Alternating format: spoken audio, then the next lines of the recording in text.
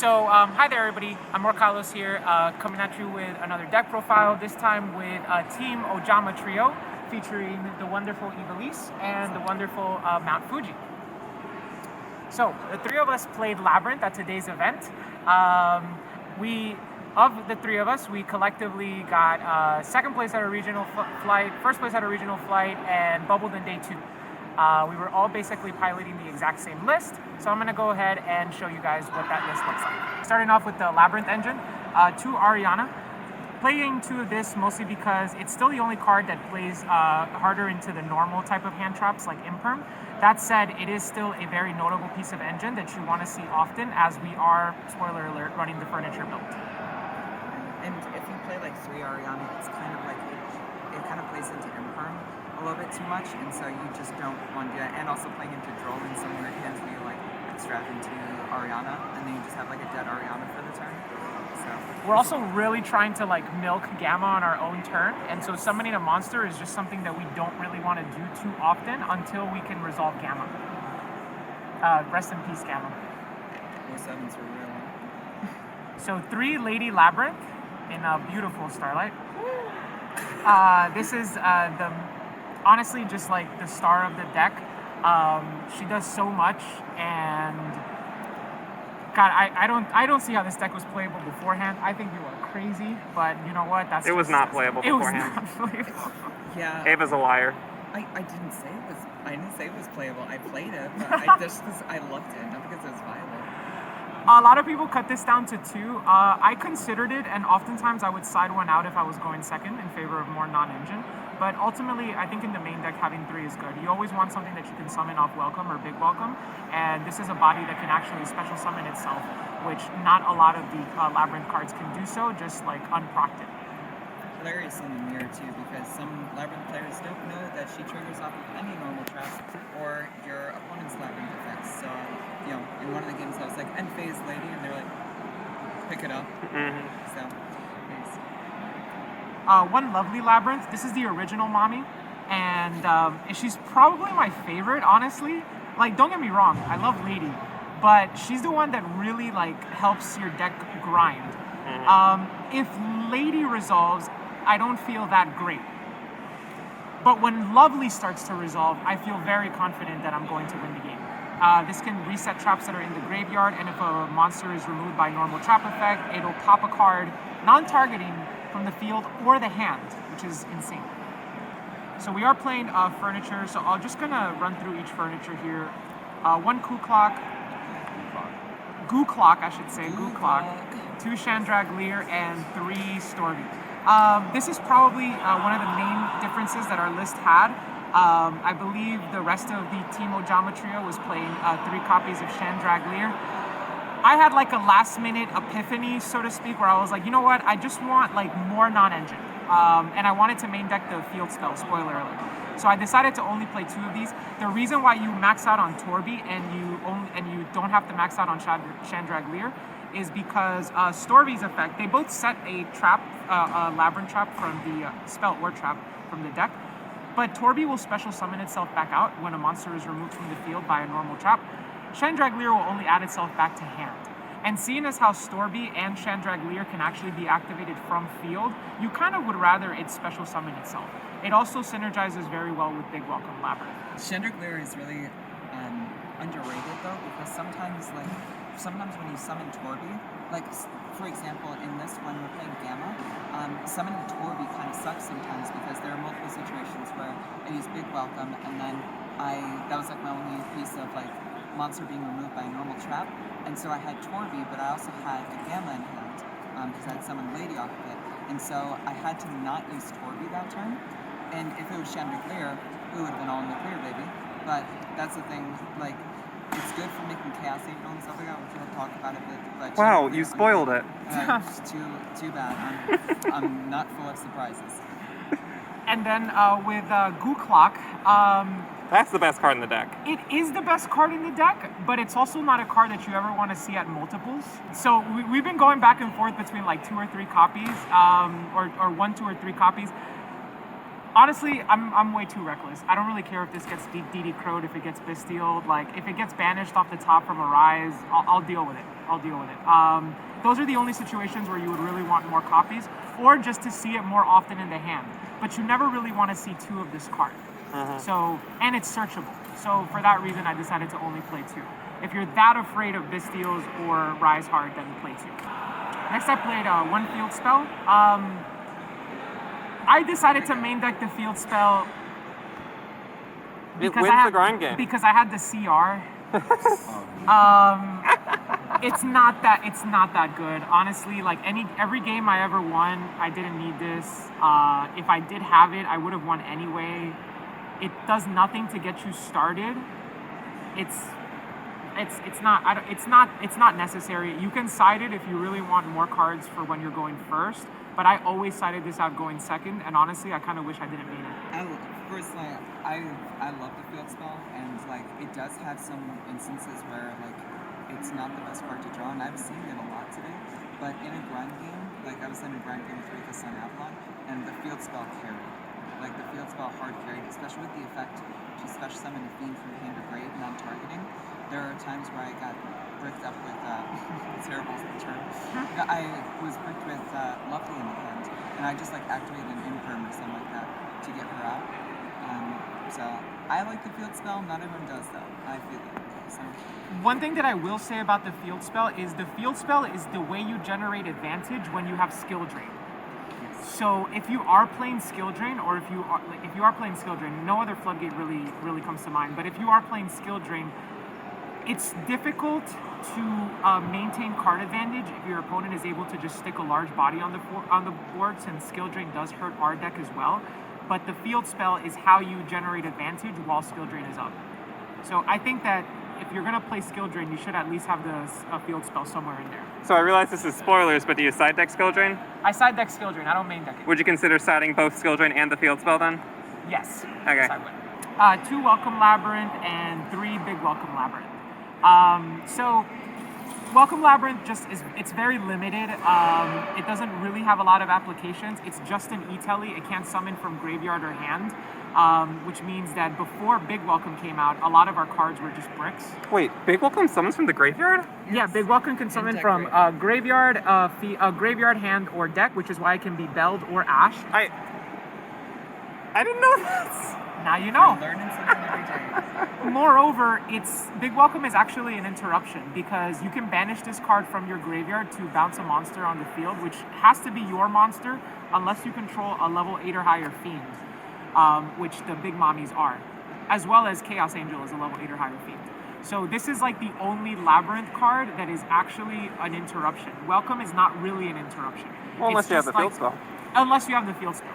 It's just a way to get to engine.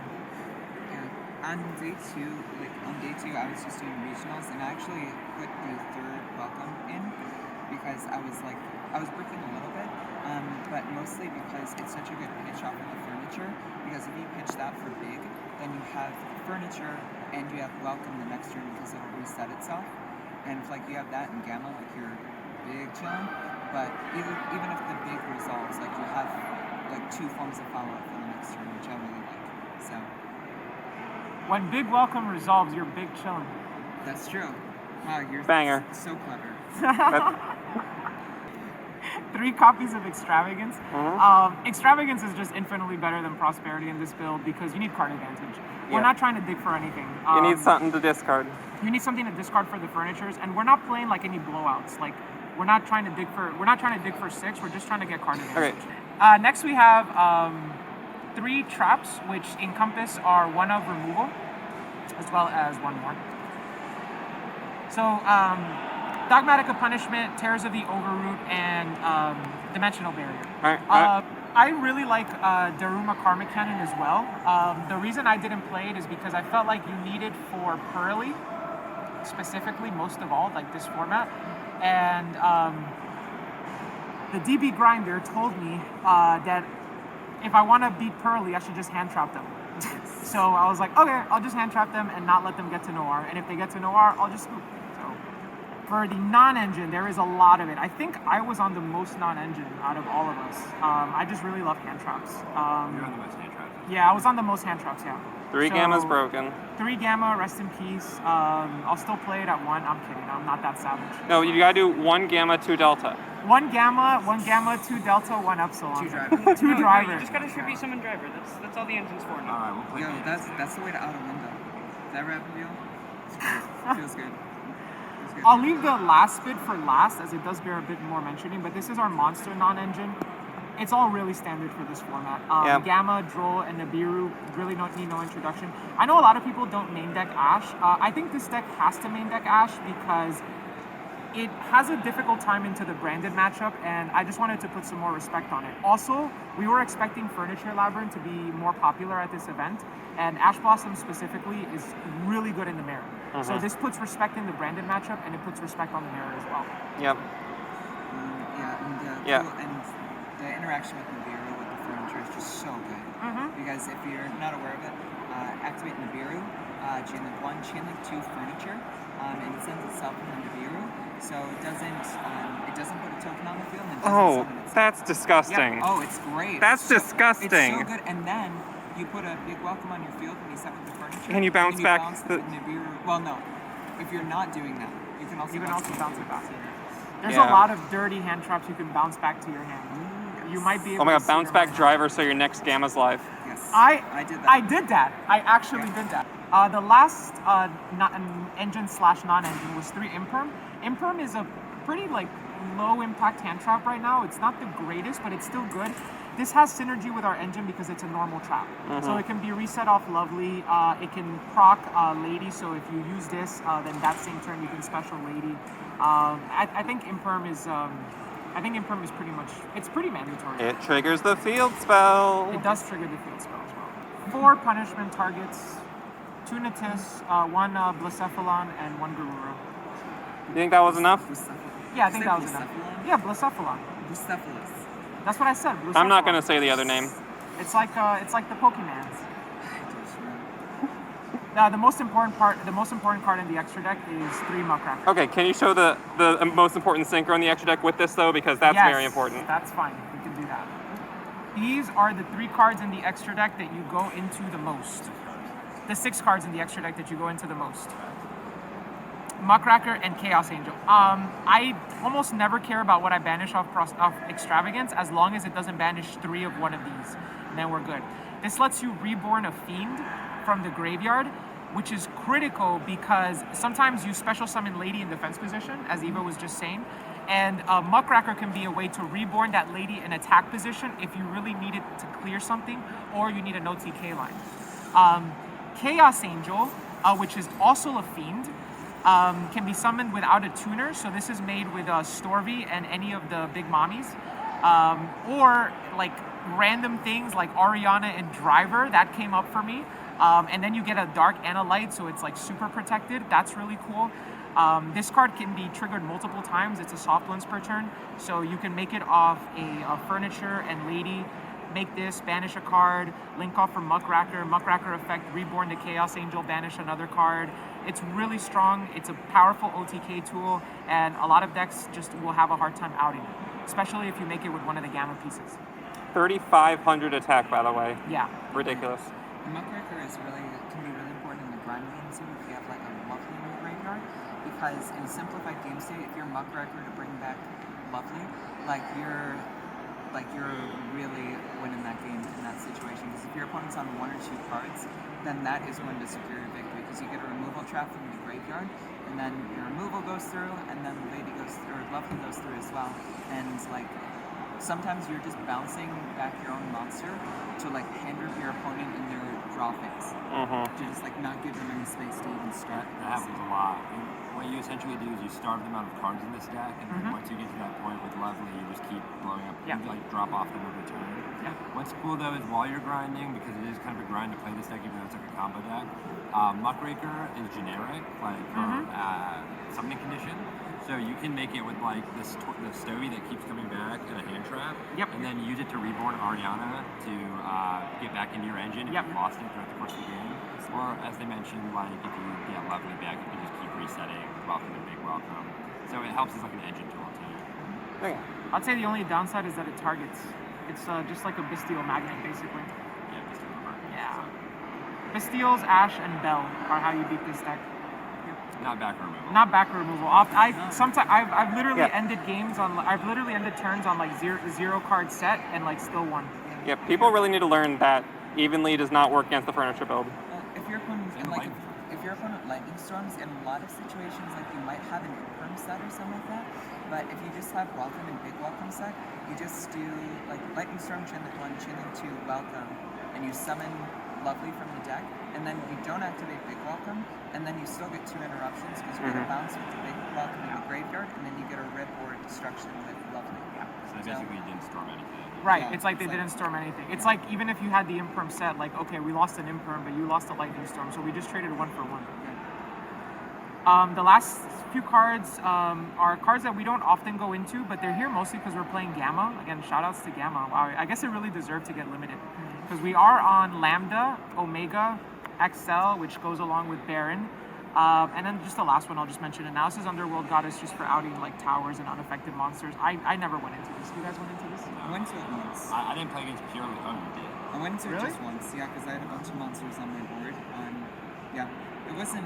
It didn't need to be made in that situation, but I was like, I just want to do the white woman jump scare sometimes. I feel that. Me, the Babylonian woman jump scare. Oh my god. You know what card I missed a lot?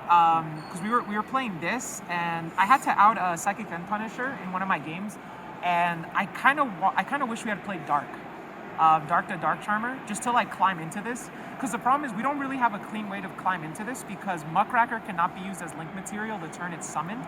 So Muckracker could be your like way to turn 2 bodies into 3 link material, but you can't do it on that same turn, and then presumably by the next turn they would have outed the Muckracker. So Dark would have been something that would have made outing unaffected monsters a lot easier. But I just frankly don't find myself with that many bodies on the field. Lambda, Omega, XL, Baron. Basically, when we're banishing 6 off Extravagance, we're hoping that if we banish one of these pieces, then we still have like one of these pieces. And then if you banish like both of these, you go into this. If you banish one of these, you go into this. They're not there for any other use. And now we're gonna have to search for Delta after the Gamma gets Oh banished my off lord. this. The only difference I had in my extra deck was that instead of playing the 3rd Chaos Angel and the 3rd Muckraker, I was playing a Malon, Golden Cloud Beast Malon, as an extra punishment target for a bounce, and Nightmare Cerberus. Cerberus came up a couple of times. Did it? Yeah. I never asked you guys this, but I just don't understand why you were playing Cerberus. I could not wrap my head around it. One of the nice things is that if you just like, if there's a monster you just need to out during that turn, you can like normal summon Ariana, add Lady, and then just like make a Cerberus there. Right. It does come up in some situations, but a lot of times it's like, one of the best things is like when you make Muckraker and then you bring back Lady and you pitch like Big Welcome. Yeah. Hilarious. So good. Ooh, that's pretty good. That's pretty good. I don't think I ever got a chance to do once that. in a while. Side deck, moving on. We have 4 Bystials. I think you'll find this in pretty much everybody's side deck. I mean, these cards, if you don't know what they do by now, I don't know what bridge you've been living under. They're broken against the Mirror, they're broken against Branded, they're broken against Mathmech, they're broken against Bystial Control, they're broken against Dragon Link. They're broken against Tearlament, which is the best deck in the format. Best deck of all time. Still the best deck, still tier 0. I don't care what anybody says. Kit to 1, Shockmaster to 3. Bystials are incredible. Wait a minute.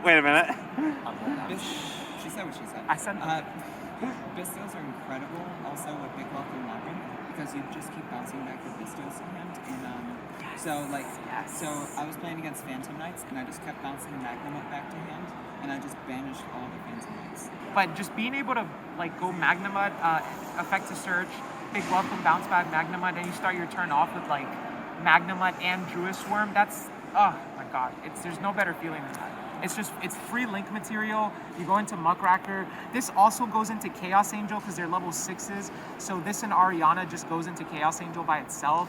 It's so good. It's so good. You know, I had a scenario where I actually wished we played Beatrice in the extra because That would have been spicy. yeah, because like Driver and a like- Bystial.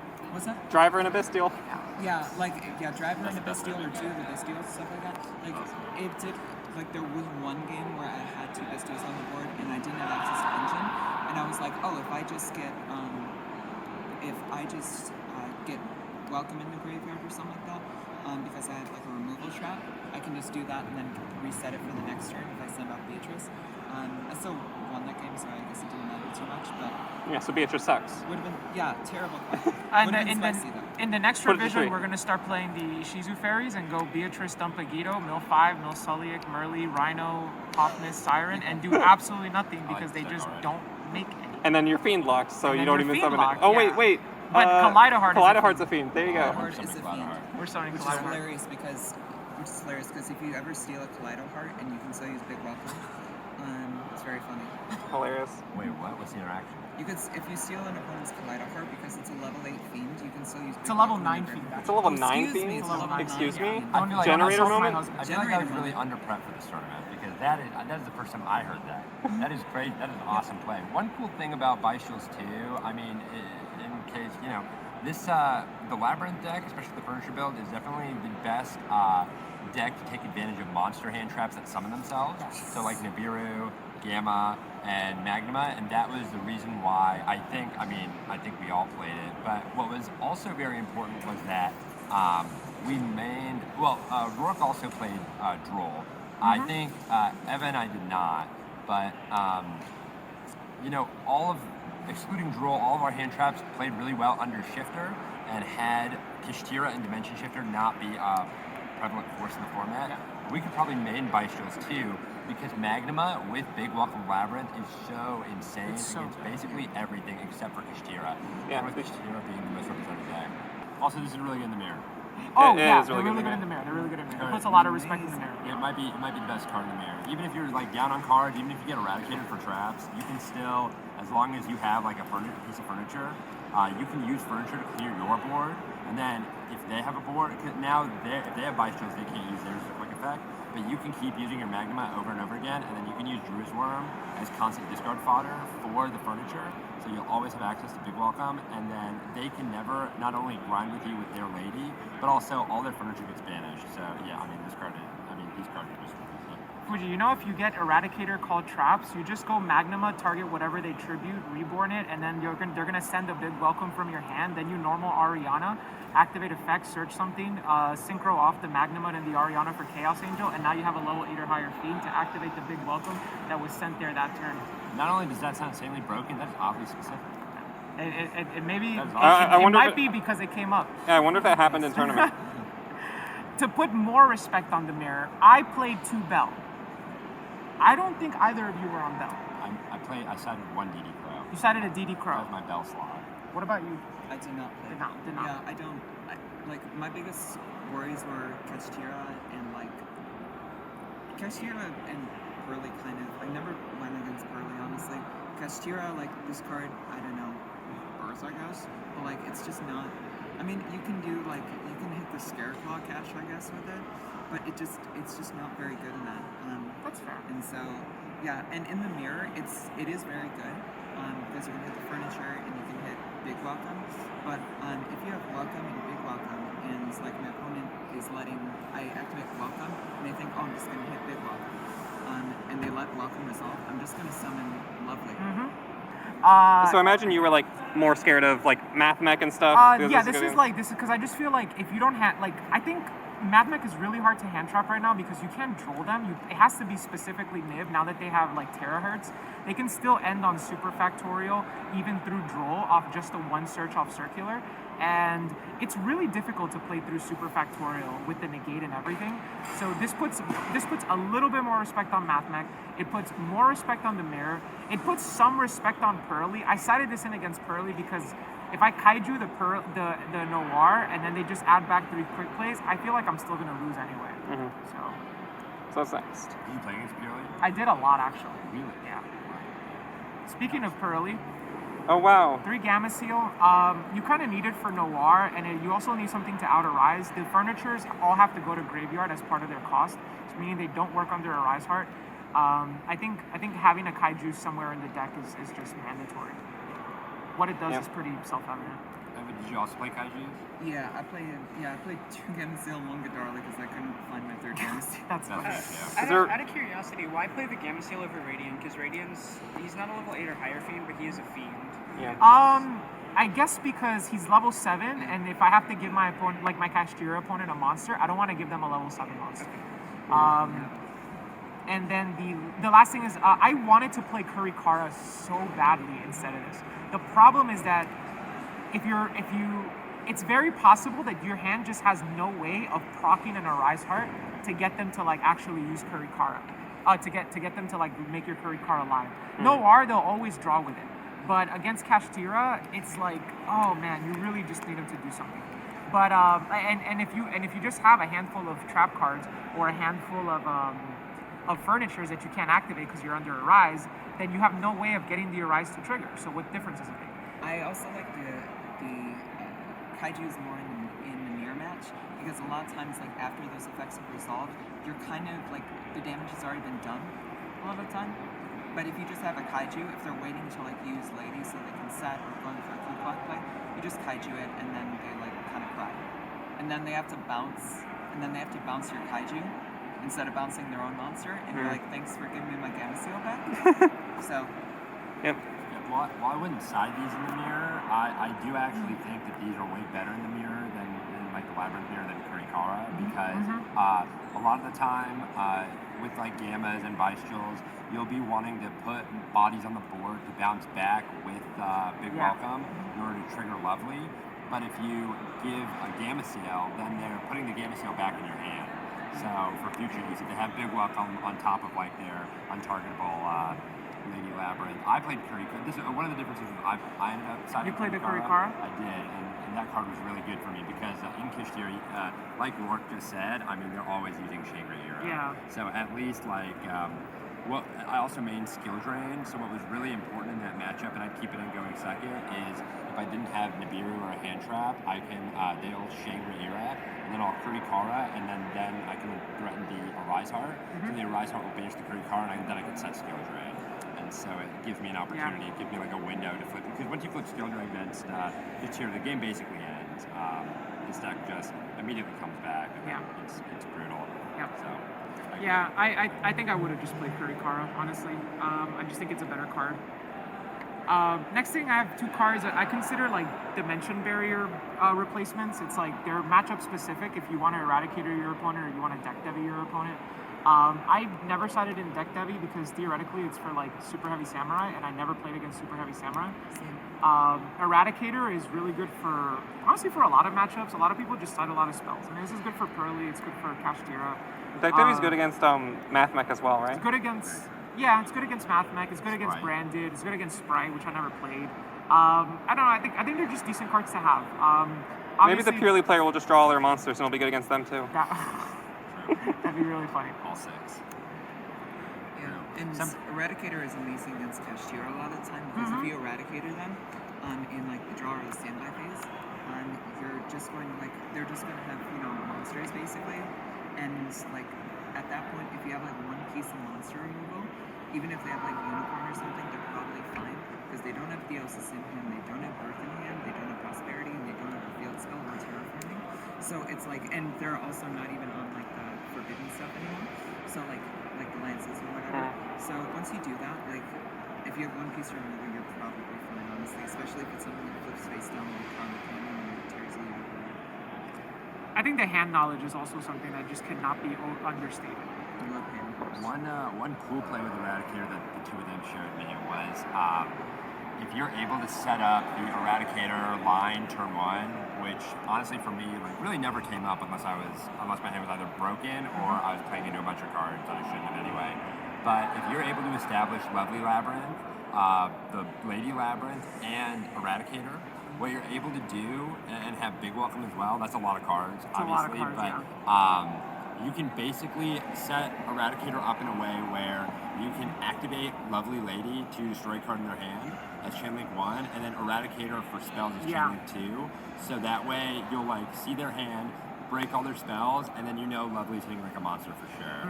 And that happened in my round 11, or in my round 10, game 3, and he discarded his entire hand. One called by, I think some of us were you were maining the called by, I played it a little bit. it. You didn't play it at all? Yeah. So we're like, back and forth on it, 0 or 1, main side.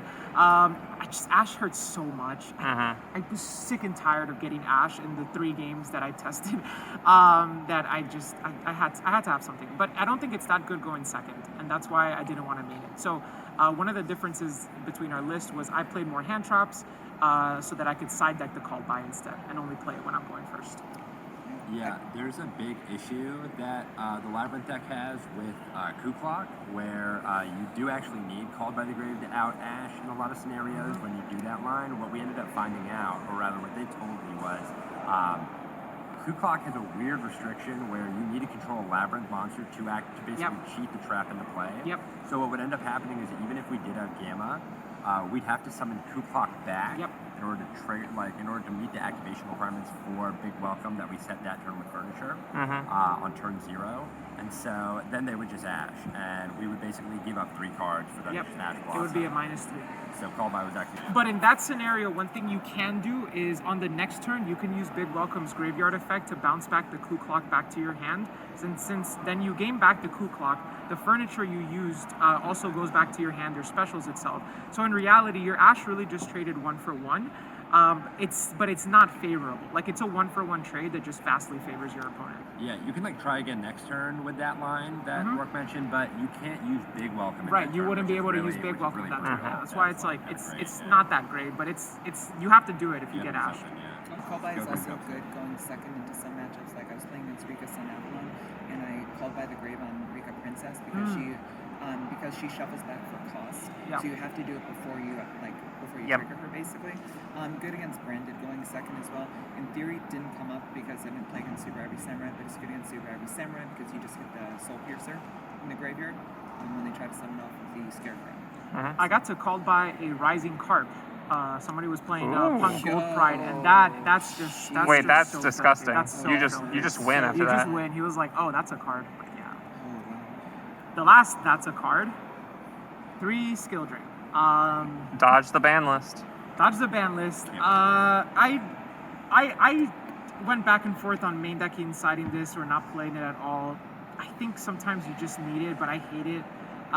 Playing under this card is not easy. It hurts our deck as much as, not as much as it hurts another deck, but it still hurts our deck. I'm begging Labrynth players to stop playing this card. It hurts the deck so much, but it's also just really good. Yeah, Eva didn't play it.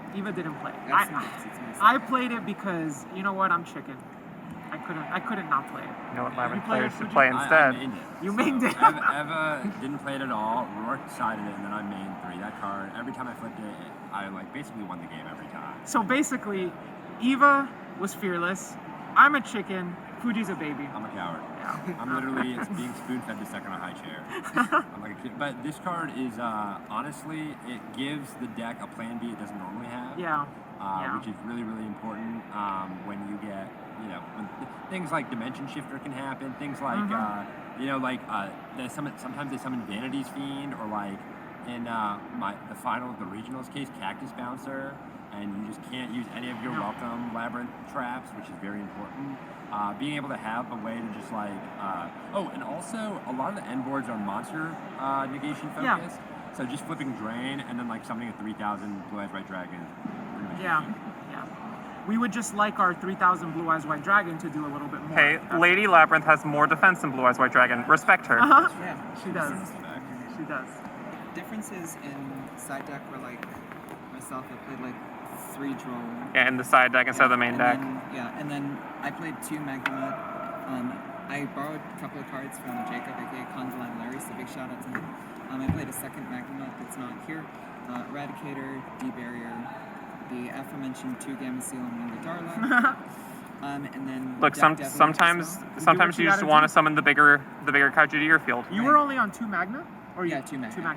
Yeah, because also in my side deck, I also had a 5 Rainbow Magician for playing against Super Heavy Samurai. I just had one of them though, because there's a really cool interaction where if you have 5 Rainbow and you're going second, you have Furniture. You pitch 5 Rainbow plus the Furniture, and you set from deck. And because it pitches for costs, both cards, You set That's a such card, an FT it triggers the player. 5 Such rainbow, an and FT it player. immediately activates It's in literally your scale, like absurd. and then it just Mystic Mines your Super Heavy Samurai It's like the opponent, turn zero like, go in window. a second. It's absurd. Which is hilarious. It's so funny. Yeah. And then the other difference is where I played one Mudora because I can't let him go. I just can't. You can also, it's another thing to pitch off the furniture. Ava, Mudora died 2 months ago. You need to let go. I will never let go of this man. Do not let go. Anyway, Do not let go. but Mudora is also really nice against Mathmech because if you just normal summon Mudora, you challenge the that's such IP a power Masquerena, and you also challenge the Super Factorial because you just normal summon Mudora, go to battle phase, and then you they try to do the IP, and then you can just you let that you can just Mudora and then do the Super Factorial, and then all they can do is rip a card from your hand, and you're just like, okay. That's You such a don't lose power play. anything. That's such a power play. So you gotta force it out. And if they make Appaloosa, you don't care, and they can't make Underworld Goddess then. And then the one card, kind of the namesake of our trio, Look, you gotta play this. I can't believe you weren't on this card. is Ojama Trio. So this card is, I So say that broken. this is the best normal trap against Kashtira. Better than So Red.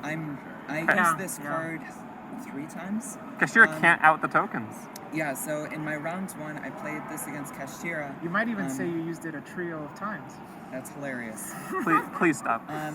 So against Kashtira in a game 3, I used this and I put the tokens on their field in the standby phase, and they had the field spell, and all they did was just search Scare Cache, because they just didn't, because that's the only thing they could really do in that situation. They had Scare Cache and Rise Heart, and then I just I used Karma Cannon to flip everything face down, and so they just had the 2 face down monsters, and they just passed to me. When you Oh yeah, have and then the Ojama- tokens left the field too. Yeah. When you have Ojama Trio on the field, all you do basically is you keep the tokens on the field as long as possible. You keep Lovely in defense, and then you just keep slowly removing monsters from their side of the field with either Big Welcome or some sort of removal traps. But you don't remove all of them, and you just keep using Lovely's effect to rip the cards from their hand.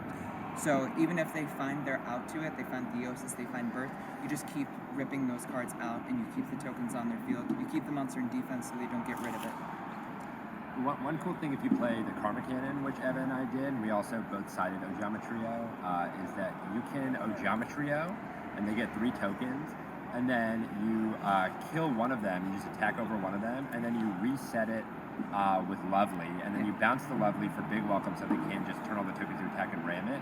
So now all 5 of their Kashtira zones are locked, and then when you're ready to You're kill zone them- locking the Kashtira player. Who's zone Exactly. locking now? Literally who's zone locking now. I used this against Sword Soul as well. They went to the battle phase and tried to use evenly matched, and then I just Ojama Trio them, and they're like, oh. Who are we? I'd say that we're the Ojama Trios. I call dibs on the green one because my favorite color is green. You know, we actually talked about this, and we were like, yeah, you're the green one. Okay. Yeah. So, Ava, And which what one are about you? you guys? no. Which one are you, Fuji? Well, I'm not the one with the sharp teeth. That's you, right, Eva? That's what you said? That's probably me. Yeah.